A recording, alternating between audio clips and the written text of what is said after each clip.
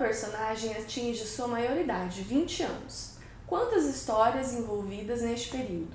Convidamos você para conhecer uma história de tantas histórias. A realização deste curta-metragem foi possível graças aos recursos federais da Lei Aldir Blanc e à Fundação de Cultura do Estado de Mato Grosso do Sul. Com vocês, uma história de tantas histórias.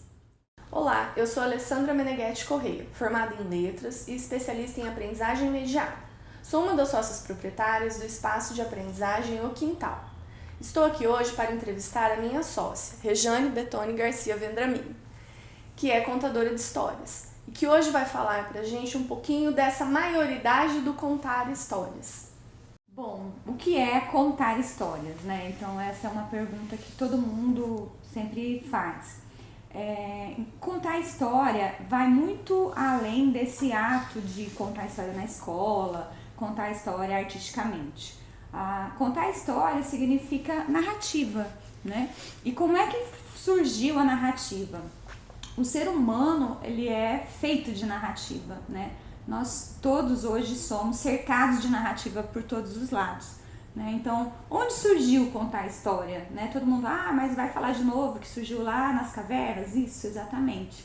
Então, quando o homem sentiu pela primeira vez a necessidade de contar para o outro como foi que ele desenvolveu aquela caça, né, quais foram as pistas que ele seguiu para localizar aquele animal, e ele resolveu contar isso para o outro para facilitar a vida da comunidade, do grupo, né, ele contou a história pela primeira vez.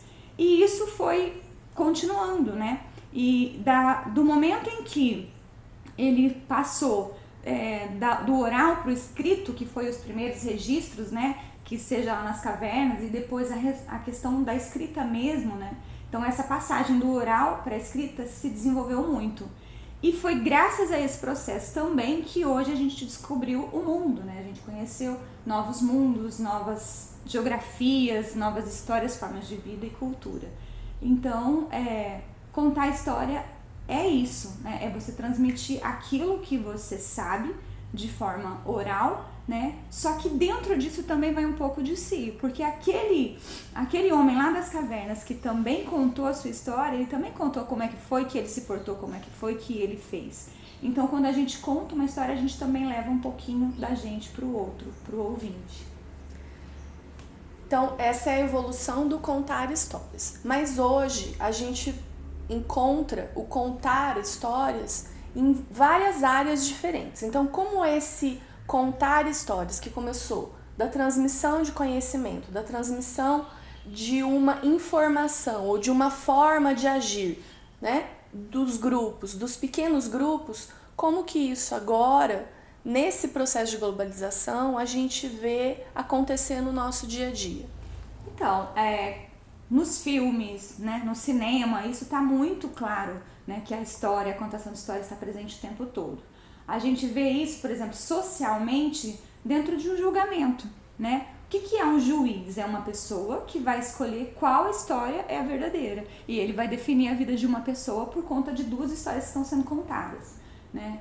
E a gente vê isso muito hoje na publicidade, né? O que aconteceu nos últimos anos? Todas as empresas estão cuidando para contar a sua própria história. Porque quando ela conta a sua própria história, o que ela faz? Ela leva para o seu cliente quem ela é, como ela surgiu, e o cliente ele vai sentir afeto por aquela empresa e ele vai passar a gostar da empresa por conta da história da empresa, né? Então a história está presente hoje, né, em muitos lugares, em muitas situações. Então, toda vez que a gente vê esse processo, a gente está vendo a intenção de quem está por trás do contar a história. E para a educação, para o processo educativo, qual que é a importância de você contar uma história para a criança? O que vai acarretar a criança a entender essa situação do contar e do ouvir também uma história? É exatamente isso que você disse, né? Essa questão de transmitir, né, aquilo. Você tem uma intenção. Então, quando a mãe vai contar para um filho uma história para tentar fazer ele dormir, a intenção dela é acalmar aquela criança e levar aquela criança para relaxar, se sentir, né, à vontade e dormir.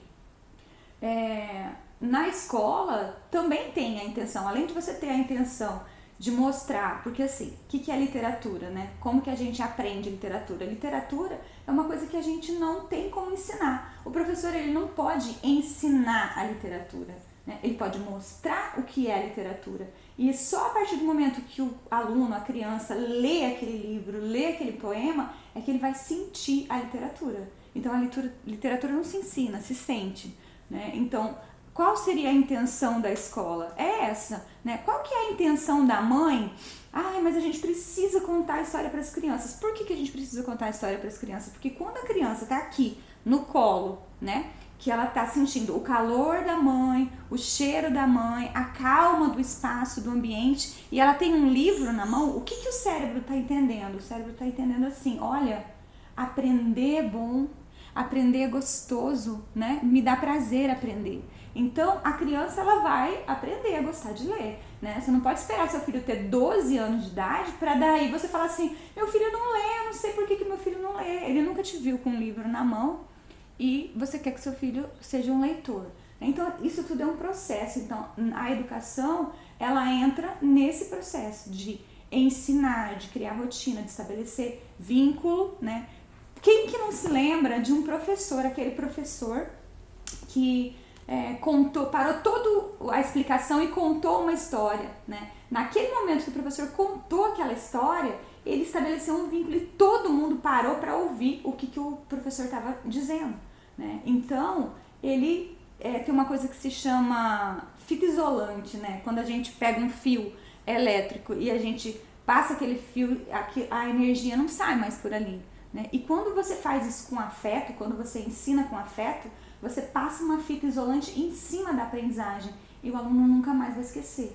E isso é tão assim certo que quem não se lembra daquele dia que o professor ou uma outra pessoa, um adulto, foi tão ríspido que você não esquece daquilo e não esquece daquele momento ou daquilo que você estava fazendo, né? Porque a afetividade, o sentimento, essa sensação, ela é muito forte, né? Então é ela que segura tudo isso.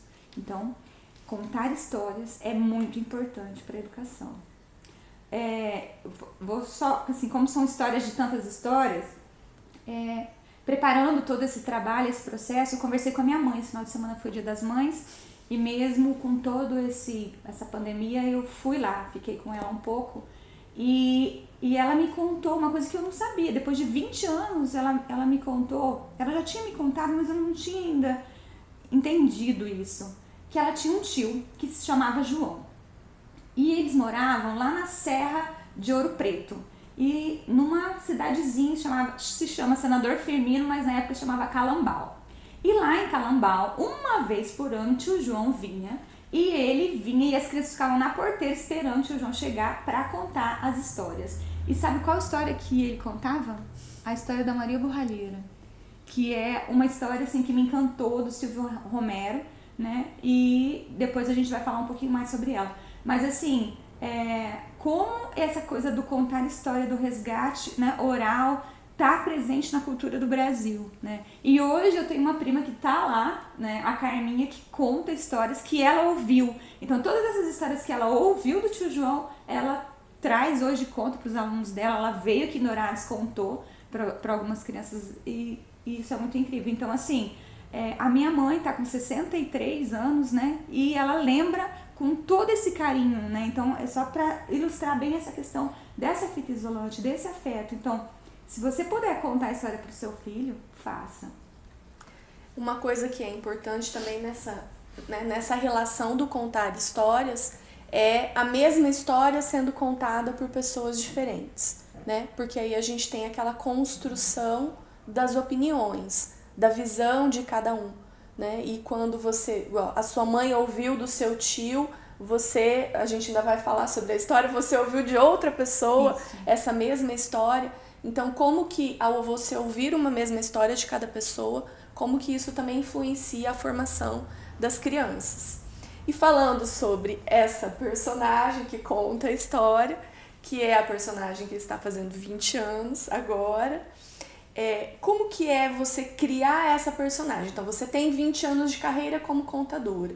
E Durante esse processo de contar histórias e de criar um repertório de histórias, você criou uma personagem.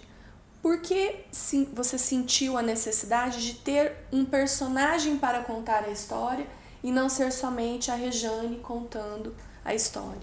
Então, quando eu fiz curso de contação de história, as pessoas que contaram história pra mim, elas não usavam nenhum adereço, nada, né? Foram 2 homens contadores de história, e eles não usavam nada. Mas como eu tava ali com crianças muito pequenas, né? E eu comecei logo com Chapeuzinho Vermelho, Rapunzel, né? Que são bem assim, contos de fadas. Eu pensei, por que não vir uma fada que conhece todos esses personagens, que conhece todo mundo, que tem esse contato íntimo, trazer essa intimidade para as crianças. E aí eu comecei com uma fada bem desajeitada lá. Minha mãe disse que lembra que ela trabalhava na escola que eu comecei, que ela ficava com o coração na mão, falando, meu Deus, o que a Rejane vai aprontar, né? E eu comecei, sabe? E algumas professoras encararam, né? Essa proposta minha, doida, de começar a contar história para as crianças. E aí eu criei, então, uma fada que veio lá do reino das fadas e ela mora lá no céu. Ela mora, sabe, no fim do dia, quando tá aquele céu rosa, assim? Se você ficar olhando lá para aquele céu rosa, você consegue ver os carros nuvens das fadas que ficam andando por lá. Lá que é a casa da fada rei, ela mora lá. Então, a fada rei sempre vem, né, pra contar a história. E aí tem sempre um combinado que é a palavra mágica, né? Então, às vezes a fada tá dormindo, às vezes a fada sai de um livro gigante, né? De várias oportunidades. Então, assim, dependendo da situação, a gente chama a fada e aí eles falam as palavras mágicas. Sim, Salabim, aparece uma fada pra mim, né? E aí eles, nossa, mas vai aparecer mesmo, né? Então, também é um recurso que eu uso pra fazer todo esse encantamento, esse chamamento, né? Pra isso.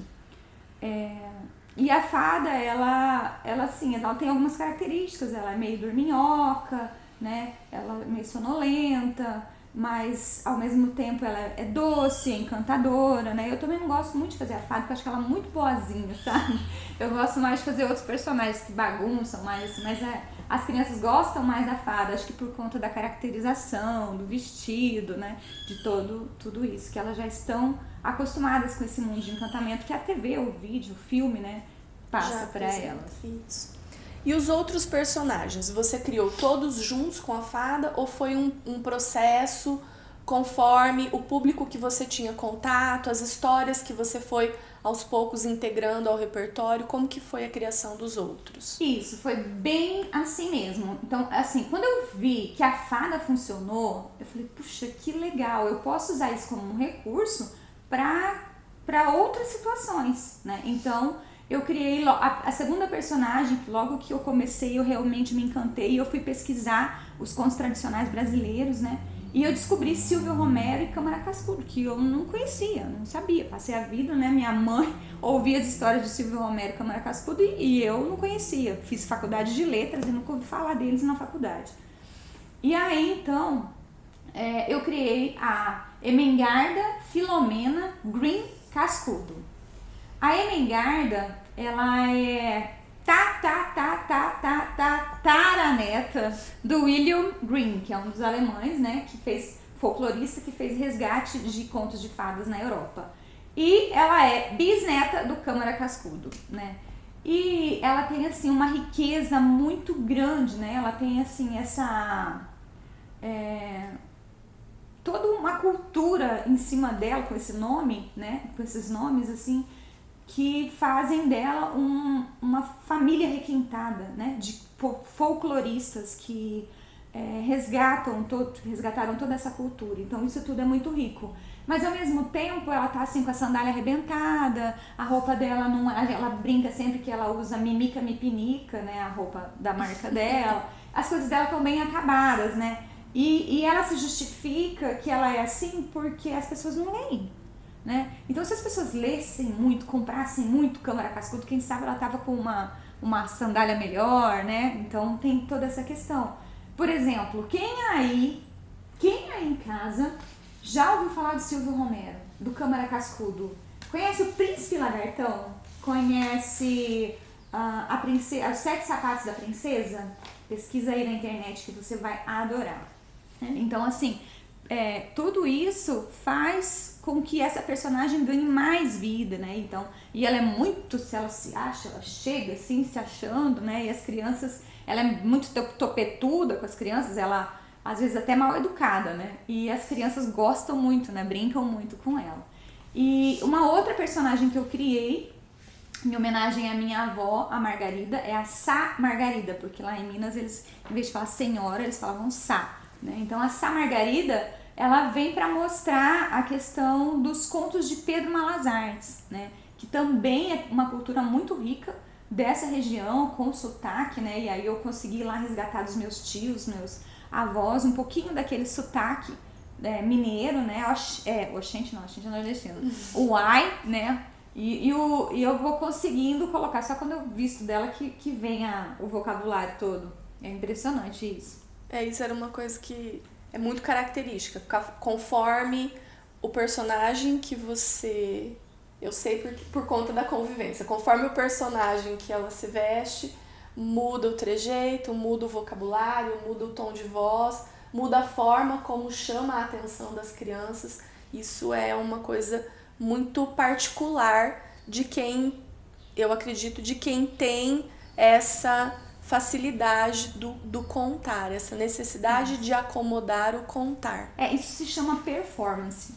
Então, retomando, essa necessidade de criar os personagens é para fazer essas acomodações? Isso, então, a performance é quando você possibilita que o personagem ele ganhe trejeitos, vozes, né? A forma como esse personagem conduz, até como ele se comporta, né? E aí, o que você utiliza para contar, todas essas coisas que fazem um pouco de parte do teatro, porque eu tenho um pezinho lá no teatro também, né? Então, quando eu coloco vários personagens para fazer isso, eu consigo alcançar coisas que um personagem não permite, ou que eu, Regiane, não consigo, né? Porque não parece, mas eu sou muito tímida, né? Quando eu estou de Emengarda, eu faço coisas que a Regiane jamais faria, né? E a Sá Margarida, a mesma coisa, né? Então, cada um dos personagens vão me ajudando a alcançar público, alcançar situações que eu jamais alcançaria sendo Regiane.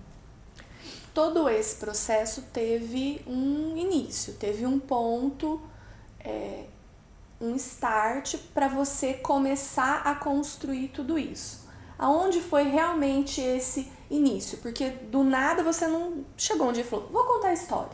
Não. Aonde isso iniciou de verdade? Qual foi a situação que você viveu e que desencadeou toda essa reconstrução profissional para você? Então, isso tudo para mim foi uma mudança de vida, né? Porque assim, eu trabalhava numa instituição, mas eu desempenhava outra função, não tinha nada a ver com biblioteca. E eu tive um problema de saúde e fiquei afastada durante um tempo. E aí quando eu voltei, por orientação médica, eu deveria fazer outra função, né? E eu tive a oportunidade de ir para a biblioteca, era uma biblioteca novinha, toda organizada, né, com uma sala do conto, e eu fiquei encantada, eu falei assim, eu preciso usar esse espaço, né, de uma forma que funcione melhor, que eu consiga dar o meu melhor para isso. E por coincidência, a universidade ofereceu no mesmo ano um curso que se chama ProLer, que vieram contadores de história de fora, do Rio de Janeiro, né? Eu tive a oportunidade de conhecer o Francisco Gregório, ele contava mitos da Amazônia, e eu tive a oportunidade de fazer uma contação, um mini curso de contação de história com o Augusto Pessoa, que também é do Rio, né? E eu fiquei encantada, foi uma coisa assim realmente de encantamento, por isso que eu uso sempre essa palavra, sabe? E o Augusto sentou numa cadeira, numa sala cheia de professores e educadores e começou a contar a história da Maria Borralheira. Quando ele começou a contar a história da Maria Borralheira, parece que eu fui, assim, entrando, sabe? Esses dias uma criança falou assim, tia, parece que quando eu tô lendo o livro, parece uma televisão dentro da minha cabeça, tudo vai acontecendo, e foi exatamente isso. Eu fui, mergulhei, sabe? Mergulhei na Maria, mergulhei na história da vaquinha mágica. Como assim uma vaquinha mágica, né? Os vestidos, aqueles vestidos com as cores da floresta, com as cores do mar, né, com as cores do céu. Então foi assim um encantamento. E quando eu vi, eu estava dentro daquela sala, ouvindo aquele homem contar aquela história, eu falei assim, gente, eu quero fazer isso. Eu quero fazer isso, eu quero encantar a gente assim também. Como que faz para fazer isso? E aí eu fui atrás, falei, como é que faz para ser contador de história? Aí ele falou para mim, ó, você quer um conselho?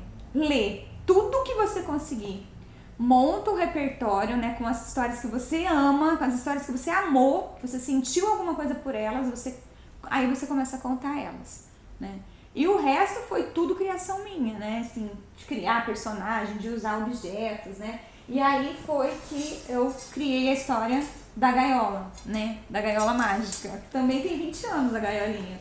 E aí, qual que era a história dessa gaiola? A história era assim, eu encontrei a gaiola, e levei pra casa, e a bruxa da Branca de Neve, que é uma bruxa maravilhosa, a mais bela de todas, né, espelho, espelho meu, né, e ela queria que as crianças vissem ela. E como assim? Na época era Pokémon pra todo lado, e as crianças não queriam nem saber de livro, só queriam saber de Pokémon, né. E eu falava assim pra eles, não, mas... Aí a bruxa falou assim, não, mas você... As crianças não ouvem mais as histórias, então eu vou trancar tudo aqui dentro. Aí ela trancou as histórias, ficaram todas presas aqui dentro da gaiola. E eu, Regiane, tinha o poder, porque eu achei a gaiola lá no sítio, na casa da avó, né? E aí eu conto tudo como foi que eu cheguei lá, então é muito real e eles ficam achando que aquela história é real de verdade, sabe? Eu conto que meu pai foi comigo de carro e a gente pegou lá na onde ele morava quando ele era criança. E aí quando eu pego a gaiola, eu falei que eu coloquei ela dentro do tanque, assim, cheia de quiboa, e começou a sair fumaça, fumaça, e do meio daquela fumaça toda apareceu a bruxa. E aí a bruxa falou pra mim que eu tinha o dom de ouvir as histórias que estavam presas aqui dentro. E cada vez que eu contasse essa história, eu tinha que abrir a portinha, a janelinha, toda vez que eu contasse essa história, que as crianças colocassem assim, e elas ouvissem o barulho da asa do dragão batendo, ou o caldeirão borbulhando, cada vez que eu fazia isso, eu via aquele brilho no olho das crianças. Gente, eu falei, não, é isso que eu quero. E aí, funcionou, sabe? E aí eu pegava, um falava de bruxa, o outro falava de castelo, o outro falava de príncipe, pronto, eu fazia a história da Rapunzel. E eles, mas você ouviu mesmo a Rapunzel? E todo mundo ouvia e eu contava, agora sim, Salabim, vamos libertar essa história assim. E aí todo mundo junto libertava a história. E aquilo foi me encantando, né? Então eu percebi que qualquer recurso, se eu colocasse ali uma história, alguma coisa, eu ia conseguir alcançar eles, né? E foi assim, eu fiquei viciada naquele olhar das crianças e tá há 20 anos aí fazendo isso, né? A gente não ganha muito dinheiro, mas a gente é tão feliz naquele momento que eu acho que é essa recompensa, né, que a gente tem. Recompensa. A principal dessa vida é essa. E onde que você já contou histórias? E qual que mais te marcou? Então, o primeiro lugar que eu contei foi na Biblioteca Dom Aquino, da Escola Franciscana Imaculada Conceição. Foi lá que tudo nasceu, né? Mas depois, assim, outras escolas particulares foram me convidando, as universidades, eu contei em todas as universidades aqui de Dourados, eu já contei. Eu fui para Campo Grande, fui para Aquidauana, nas outras universidades também, dar cursos, cursos de contação de história para professor, para pai, para estudante. Eu fui contar histórias em shopping center, em livraria, em festa de aniversário, sabe? Em N lugares eu contei histórias. Mas tem 2 lugares, assim, que eu lembro, assim, com muito carinho, sabe? Um deles pela beleza e ser exótico, assim. Um grupo de escoteiros aqui de Dourados me convidou. E a gente foi, tem um córrego, se chama Córrego Laranja Doce. E em volta dele tem todo um bambuzal, assim, sabe? E tava cheio de palha do bambu no chão e as crianças sentaram numa roda. E eu contei a história do Severino Faz Chover, da Ana Maria Machado. E quando eu comecei a correr com aqueles brinquedos, assim, sabe? Que tinha pipa, que tinha...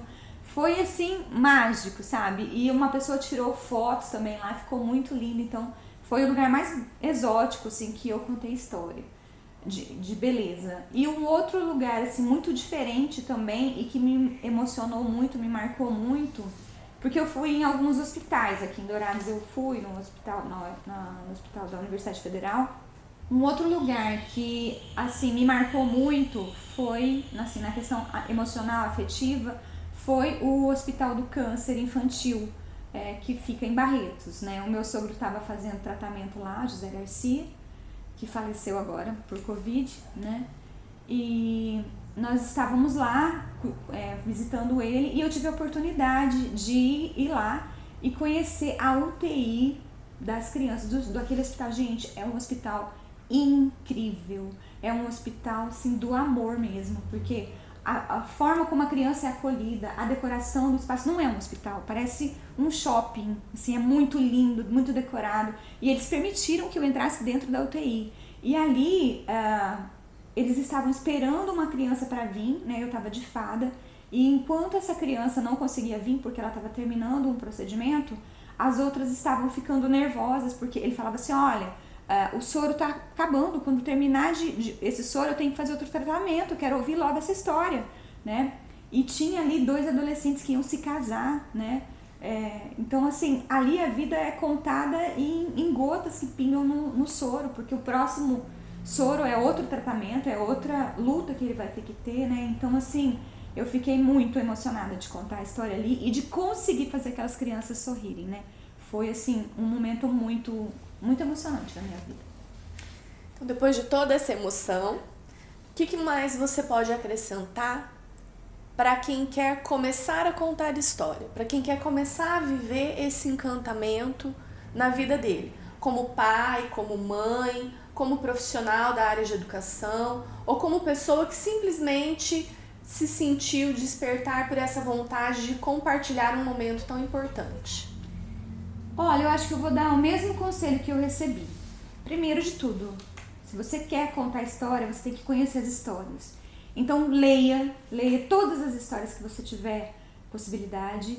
Você escolha as que tocaram o seu coração, porque se ela não te tocou, não adianta você trabalhar com ela. Eu tenho histórias que eu não consigo contar, por exemplo, a história do Pinóquio é uma história que tem a fada azul, linda, maravilhosa, mas eu não, desde criança, eu não me identifico com ela, então eu nunca consegui montar essa história para contar, né? Então, assim, você tem que se identificar com a história e treinar, gente, testar, sabe? Conta pra criança, conta pro adulto, conta pro sobrinho, pro filho, pra vizinha, né, pro afilhado, né?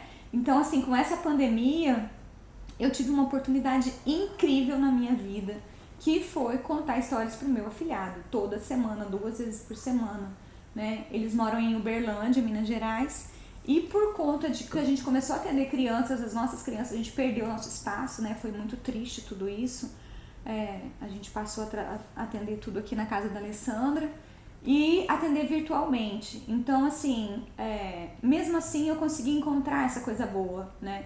E contar histórias, fazer brincadeiras, tudo virtualmente, né? Então, se eu consigo contar... Gente, o pequenininho de 2 anos, vai fazer 3 anos agora, ele conta a história em português e em inglês e ainda fala quem gostou bate palma, sabe? Então, assim, estimula a criança, você tem um potinho em casa, enche o potinho de amor, de carinho, de afeto, de história, né, de música, que eles vão te dar o retorno, né? Então, é isso.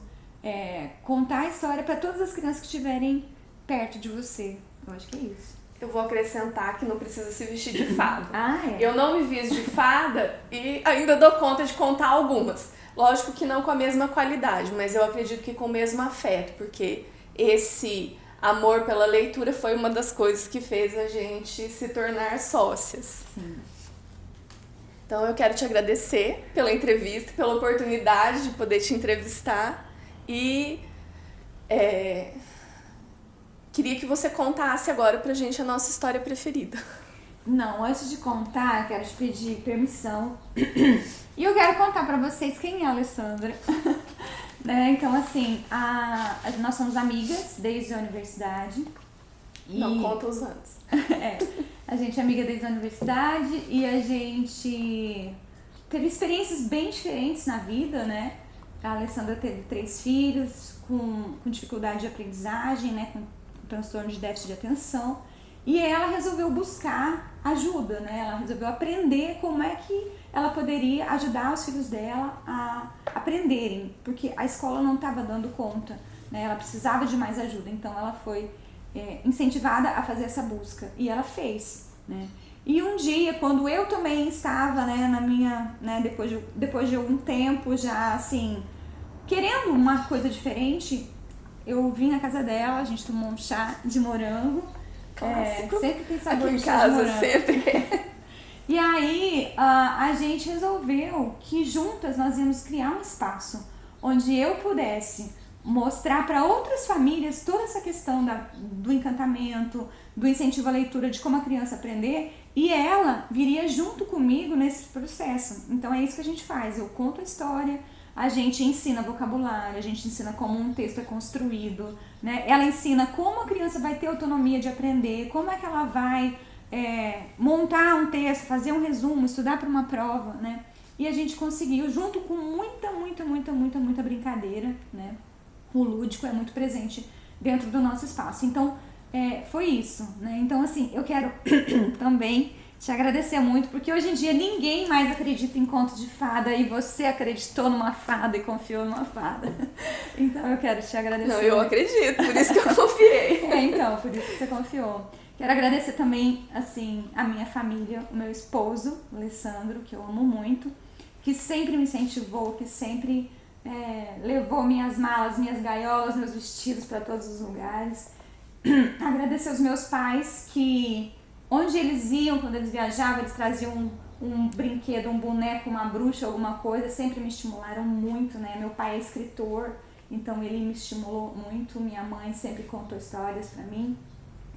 Eu quero agradecer aos meus filhos e os meus sobrinhos e os filhos da Alessandra, que foram minhas cobaias, né? Que eu contei muita história, fiz muita experiência com eles, meus irmãos, minha família toda, né? E agradecer ao governo federal, né? E a Fundação de Cultura do Mato Grosso do Sul, porque assim, foi um ano de muito sofrimento pra gente, né? A gente estava com uma estrutura muito linda, muito grandiosa.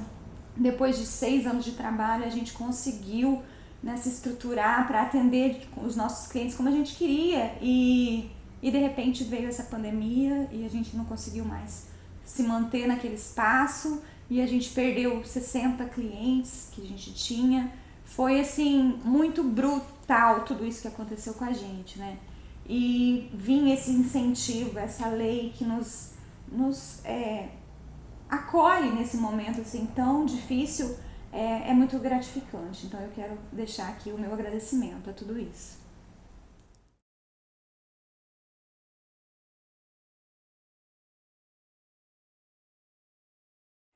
Era uma vez uma família, o pai, a mãe e a filha, a Maria.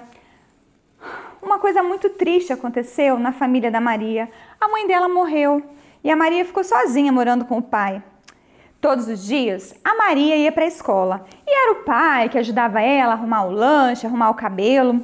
E no caminho para a escola, a Maria ia caminhando e sempre aparecia uma senhora. E essa senhora sempre dizia: Maria, Maria, seu cabelo tá muito desarrumado, Maria. Vem aqui que eu vou arrumar. Ela fazia tranças, ajeitava o cabelo de Maria e sempre dava um doce para Maria comer. A Maria ia embora para a escola e no final do dia chegava em casa e contava para o pai. O pai dizia assim: Maria, Maria, hoje essa mulher te dá favinhos de mel, mas um dia ela poderá te dar um fel amargo e terrível. Mas a Maria nem ligou, sabe? Aí ela adorava os doces e arrumar o cabelo, mas um dia, de tanto a Maria insistir, o pai se casou com a tal mulher. Ela foi morar lá na casa da Maria e levou junto com ela as suas 2 filhas, Cremilda e Mocreia. Pois é, no começo foi uma beleza. Ai, era tudo muito lindo, muita festa. Mas uma coisa triste aconteceu de novo na vida da Maria. Ela perdeu o pai. Dali em diante, Só foi um fel amargo e terrível. Era a Maria que tinha que limpar, lavar, cozinhar, fazer todas as coisas da casa, buscar água no poço, cuidar das meninas, até cortar a unha do pé das meninas era a Maria que fazia. Gente, que horror! Ai, e a madrasta? A madrasta era muito malvada. E pra judiar da Maria, um dia ela falou assim: Maria, eu quero que você leve todo este algodão e você vai transformar ele em fios, tá? E vai fiar todinho esse algodão. Coitada da Maria, gente, saiu carregando aquela trouxa enorme de algodão e chorando. Ai, a minha vida é muito triste. De repente, a Maria ouviu um barulho. Hã? Oxe, Maria, não chora não. Hã? Quem tá falando? A Maria olhou de um lado, olhou do outro e não viu ninguém. A única coisa que ela viu foi uma vaca. Uma vaca. Oxe, Maria, minha filha, não se apoquente não, menina. Eu sou sua vaquinha mágica. O quê? Uma vaca mágica? Todas as princesas têm fada madrinha. Eu tenho uma vaca mágica. Oxe, Maria, não faça assim comigo não. Eu sou uma vaquinha tão boa. Faça assim. Dê aqui todo esse algodão pra mim. E foi isso que aconteceu. A vaca começou a engolir todo aquele algodão.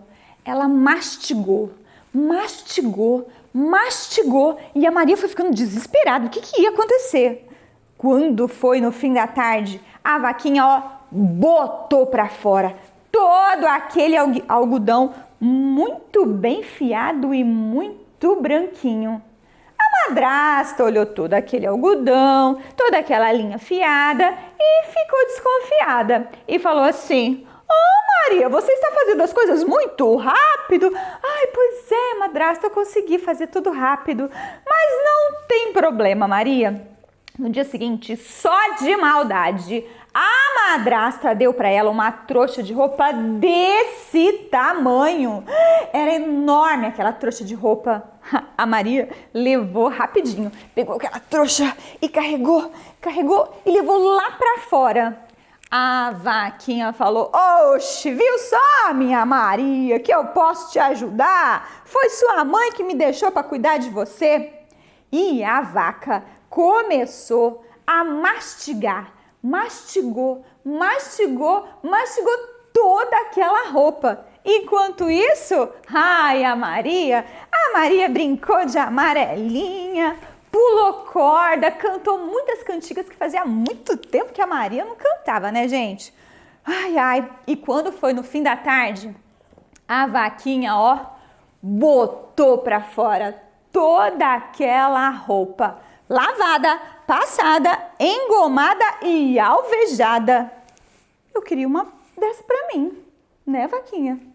Pois é. E aí, gente, a madrasta foi desconfiando. E no dia seguinte, ela deu uma trouxa de roupa maior ainda.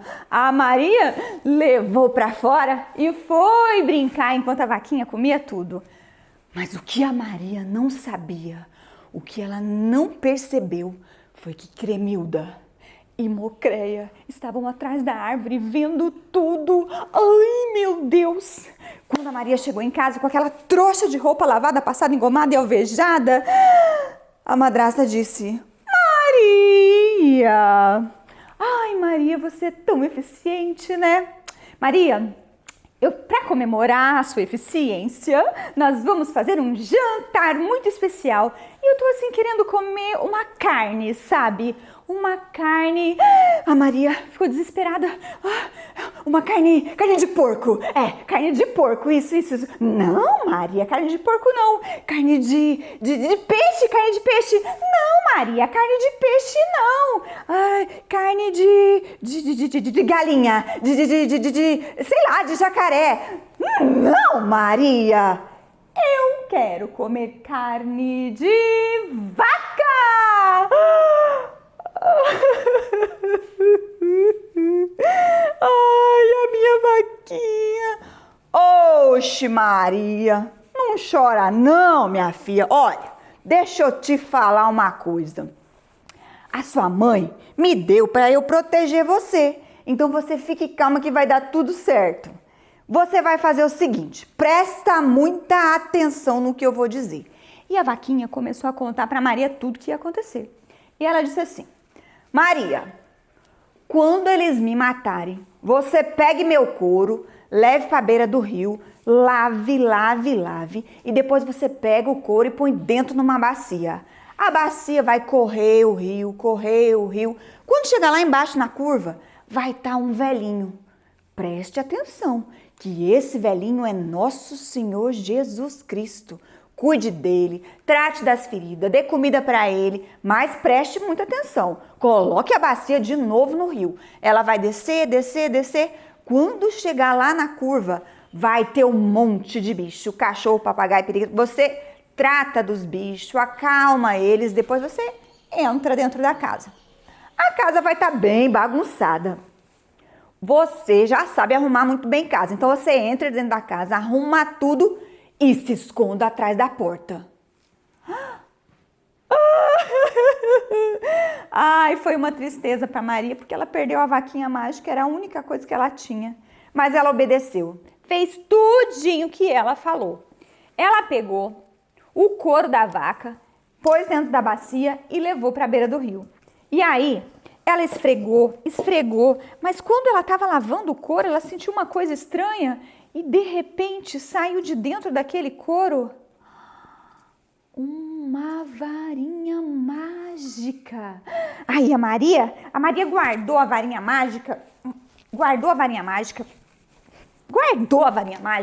e aí colocou o couro da vaca na beira do rio e foi descendo, descendo, descendo, descendo. Quando chegou lá embaixo, a Maria encontrou com o velhinho. Tava todo escalavrado, todo machucado, tratou das feridas dele, deu comida para ele. Ele ficou muito agradecido. E aí, a Maria botou a bacia de novo e a bacia desceu, desceu, desceu, desceu, fez muitas curvas e quando chegou lá embaixo, tinha cachorro, papagaio, periquito. Como que faz o barulho do cachorro? Isso mesmo. E do gato? Ah, sim mesmo. E do papagaio? E da arara? Arara, arara. Pois é, tava aquela bagunça de cachorro, e gato, miau, miau, miau, e cachorro e papagaio. A Maria foi acalmando os bichinhos, deu comida, deu água para eles. E aí, ela entrou dentro da casa. A casa tava toda bagunçada e a Maria arrumou tudinho. E aí, se escondeu atrás da porta e ficou lá quietinha esperando. De repente, entraram 3 bruxas e as bruxas olharam tudo que a Maria tinha feito e foram dizendo: quem muito bem me fez, muito bem receberás. A mais nova disse assim: quem muito bem me fez, muito bem receberás. Aparecerá em seus pés sapatinhos de ouro. Apareceram sapatinhos de ouro no pé da Maria. A do meio disse assim: quem muito bem me fez, muito bem receberá. Aparecerá em sua testa uma estrela de ouro. Tum, apareceu uma estrela de ouro na testa da Maria. E a mais velha, que era a mais sábia de todas, disse: quem muito bem me fez, muito bem receberás. Quando falares, sairá de sua boca faíscas de ouro. A Maria fez, saiu faísca de ouro para todo lado. Gente, ela ficou encantada com tudo aquilo. Tirou o sapatinho, colocou no bolso, guardou a estrela na testa junto com a varinha mágica e voltou para casa.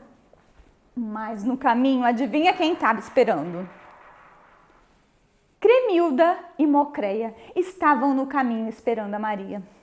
Podem falando tudo, porque eu quero saber onde você conseguiu essa estrela. Isso mesmo, Maria, porque não adianta, a gente vai descobrir. Tá bom. A Maria, gente, olha só. Agora eu vou dizer uma coisa pra vocês. Acho que eu nem vou continuar essa história, porque eu não concordo com o que a Maria fez, sabe, nesse momento. Vocês querem que eu continue? De verdade? Tem certeza? Então tá, eu vou contar, mas não concordo com o que a Maria fez. Ela falou assim, olha só meninas, vocês vão fazer o seguinte, quando matarem uma vaca por aqui, vocês pegam o couro, colocam dentro da bacia e vai correr o rio. Quando chegar lá embaixo, na curva, na primeira curva, vai ter um velhinho sentado, vocês pegam um porrete e sentam nas costas do velhinho, puxa o cabelo dele, dá uma rasteira nele e pega de novo a bacia, bota dentro do rio, vai rodar, rodar, rodar, rodar, descer, descer, descer. Chega lá embaixo, vai ter cachorro, papagaio, periquito. Tipo, puxa o rabo do cavalo, do gato, arranca as penas do papagaio e da arara e depois entra dentro da casa. A casa vai estar arrumadinha, assim, vocês baguncem só o suficiente que vocês já fazem todos os dias lá, né, na casa de vocês. E depois vocês se escondam atrás da porta, pronto, vocês vão ganhar tudo isso. Foi isso que elas fizeram.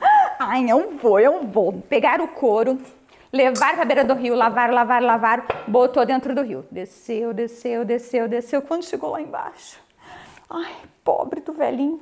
Pegaram o porrete e bateram mesmo no velhinho. Acho que pode uma coisa dessa. Deram uma rasteira e ele caiu no chão. Ai, depois continuou. Chegou lá embaixo, puxaram o rabo do gato. Puxaram o rabo do cachorro.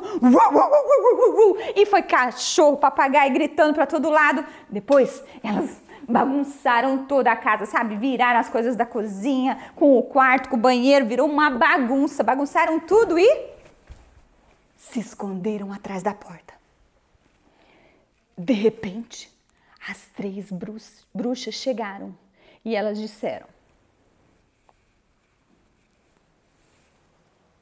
quem muito mal me fez, muito mal receberá. A mais nova disse assim: quem muito mal me fez, muito mal receberá. Aparecerá em seus pés cascos de cavalo. Poc, poc, poc. Gente, os pés delas viraram cascos de cavalo. A do meio disse assim: quem muito mal me fez, muito mal receberá.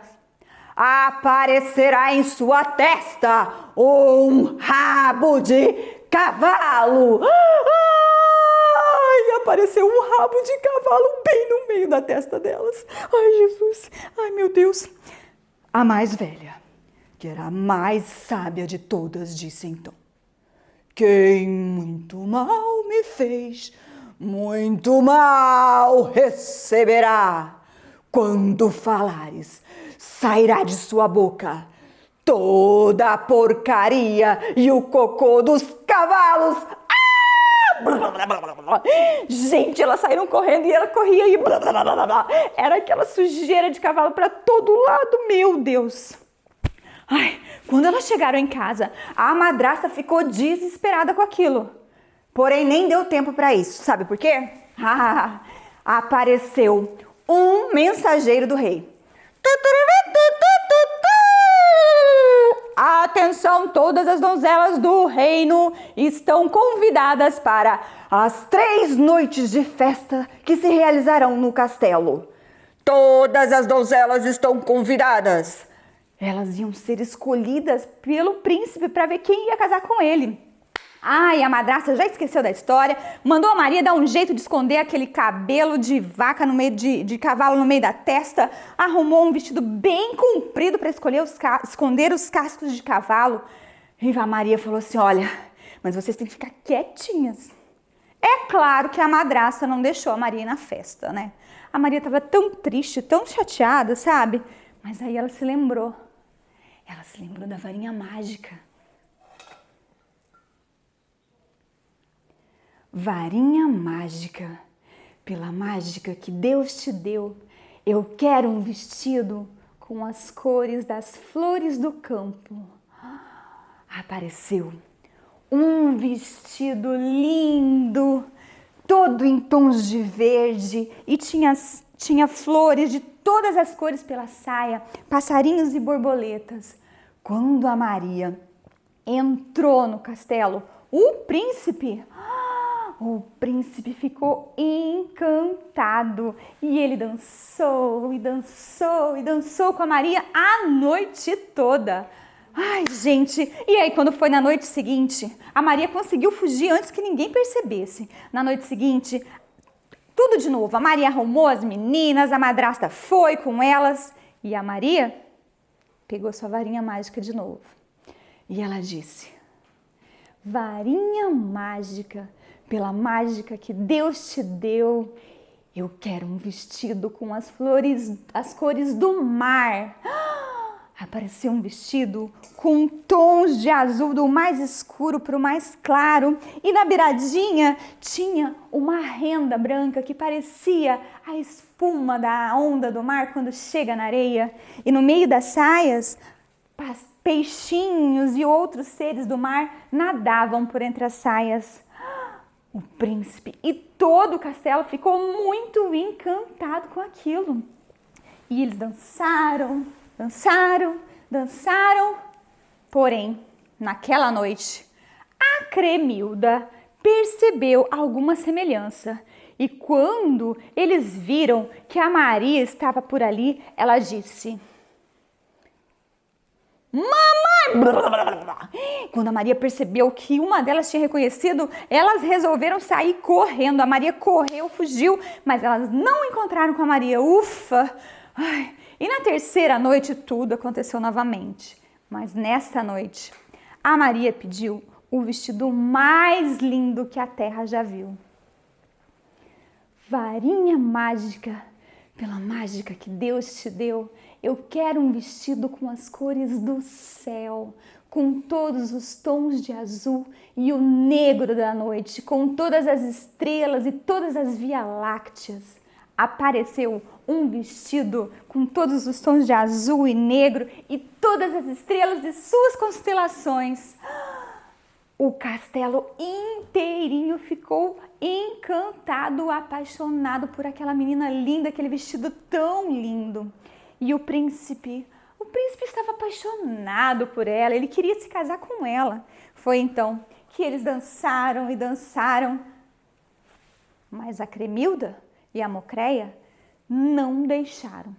Elas logo começaram a gritar: Maria! É a borralheira! É a Maria Borralheira! Foi aquela sujeira. A Maria correu. Mas um pezinho do sapato ficou para trás. Não deu tempo dela buscar. Ela continuou correndo e foi embora.